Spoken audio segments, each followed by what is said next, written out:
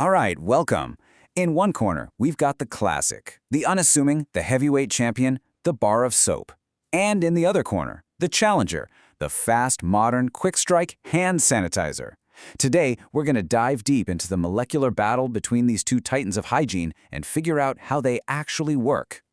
You know, this quote just gets right to the heart of it. Hand washing isn't just about getting things wet, it's a full-on, sophisticated chemical takedown, and we're about to break down that assault, molecule by molecule. Okay, so before we can crown a winner, we have to understand the opponent. And in this particular fight, the common enemy for both soap and sanitizer is a tiny but pretty tough little nanoparticle, the enveloped virus. Now, the really key phrase here is lipid envelope. Think about viruses like SARS-CoV-2 as these little packages, right? The important stuff, the genetic material, is on the inside, and it's all protected by this outer wrapper, and that wrapper is made of fat. This fatty layer is both its greatest defense and, as we'll see, its biggest weakness. So what holds this whole thing together? Well, it's not superglue. It's not strong, permanent bonds. It's actually held together by a bunch of really weak interactions, kind of like chemical Velcro. And you know how Velcro works. If you can just find a way to get between those connections, the whole thing just peels apart. Let's bring in our first contender, Team Soap. Now, its strategy isn't about some fancy, complex chemistry. Nope, it's all about brute force, a physical assault. It uses what are basically molecular crowbars to literally rip the virus to pieces. And this right here is soap's secret weapon. It has a dual personality. Every single soap molecule is what scientists call amphiphilic.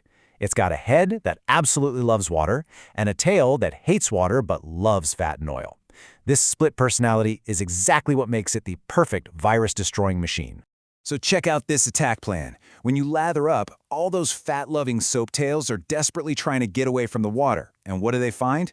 The fatty lipid envelope of the virus. So they jam themselves right into it. Imagine thousands of tiny crowbars wedging that virus's protective shell apart until it just disintegrates. The leftover pieces then get trapped inside these tiny soap cages called micelles. So here's the knockout punch. This is the crucial point. Soap doesn't just kill the virus, it physically removes it. Those little micelle cages with all the destroyed virus bits trapped inside are simply washed away with the water, right down the drain. It's a total cleanup operation. Okay, now for our second contender, Team Sanitizer. It uses a completely different strategy. If soap is a crowbar, then alcohol-based sanitizer is like a molecular earthquake, making the virus collapse from the inside out. The main weapon for sanitizer is a process called protein denaturation. See, viruses need their proteins, especially those famous spike proteins, to be folded into a very specific shape to infect our cells. Alcohol just comes in and completely ruins that shape. And this is the perfect way to picture it. The alcohol basically dissolves that chemical Velcro we talked about earlier, the weak bonds holding the proteins together.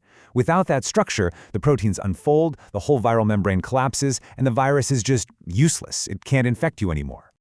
All right, let's do a quick head-to-head comparison. You've got soap, the mechanical bruiser, physically taking the virus apart and then hauling away the wreckage.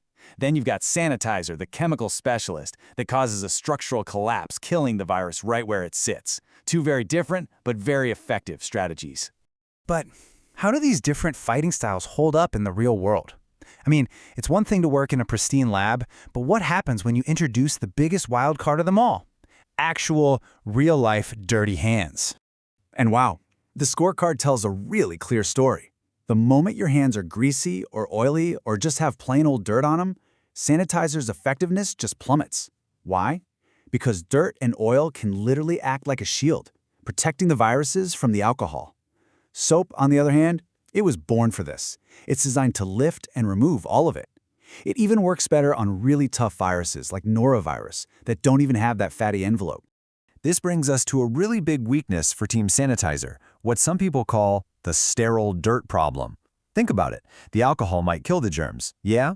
But it leaves everything else behind. The dead viruses, the grime, the oils. It disinfects the mess, but it doesn't actually remove the mess. So look, no matter which contender you're backing, your technique is everything. If you really want to get the full virus-destroying power out of them, you have to follow a few simple rules of chemistry and physics. We've all had it drilled into our heads, right? Wash your hands for 20 seconds. Sing happy birthday 2 times through. But this isn't just some random numbers someone made up. It's based on cold, hard science. And there are 2 really big reasons for this rule. First, chemistry just takes time. It takes a moment for those little soap crowbars to get in there and do their job. Second, your hands aren't perfectly smooth surfaces. They're full of little peaks and valleys. You need that full 20 seconds of friction to make sure you're scrubbing every single nook and cranny where a virus might be hiding out. Now let's talk about sanitizer. You might think, logically, that 100% pure alcohol would be the most powerful option. Stronger is better, right? Well, in this case, you'd actually be wrong. The real sweet spot is around 70%. And the science behind this is just fascinating. It turns out you need a little bit of water in the mix. The water actually acts as a catalyst, helping the alcohol to unfold the viral proteins more effectively. Plus, it slows down how fast the alcohol evaporates. Pure 100% alcohol would just flash off your hands before it had enough contact time to do any real damage. Wild, right? Okay, the final bell has rung. The fight is over. So, who's the champion?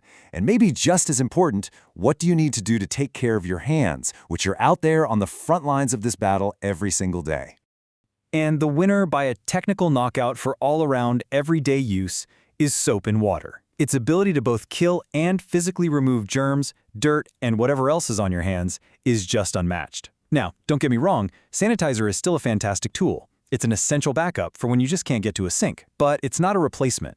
And hey, remember, all this washing and sanitizing can be really tough on your skin, so it's super important to moisturize to protect your skin's natural defensive barrier. And one last crucial safety note, sanitizers often smell good and look like candy, so always keep them out of the reach of children to prevent any accidental ingestion.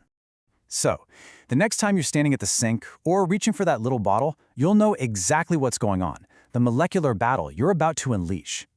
Knowing the science behind the clean helps you make the smartest choice.